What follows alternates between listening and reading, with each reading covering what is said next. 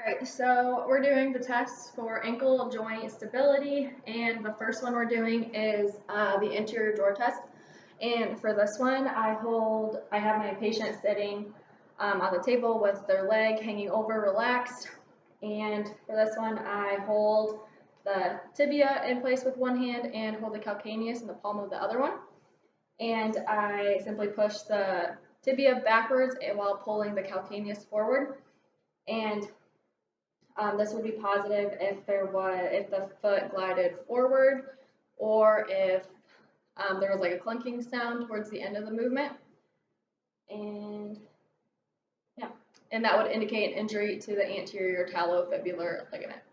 And so the next one we're going to do is the Klieger's test. For the Klieger's test, I have the patient sitting the same way, just with their leg hanging over the table, relaxed. And for this one, I hold the bottom part of the leg with one hand, and then I rotate her foot laterally with the other. And if she has any pain medially, that could indicate injury to the deltoid ligaments. But if she has any pain on the lateral side, that could indicate a syndesmosis injury.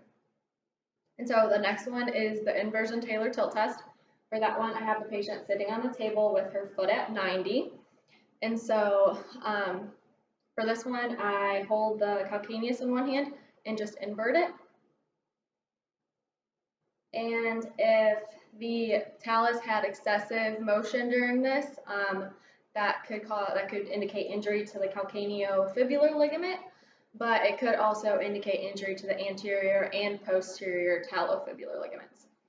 And so the next one we're doing is the eversion Taylor tilt test, which is pretty much the same thing except everting instead of inverting. And so for this one, I have the patient sitting on the table with her foot at 90 again.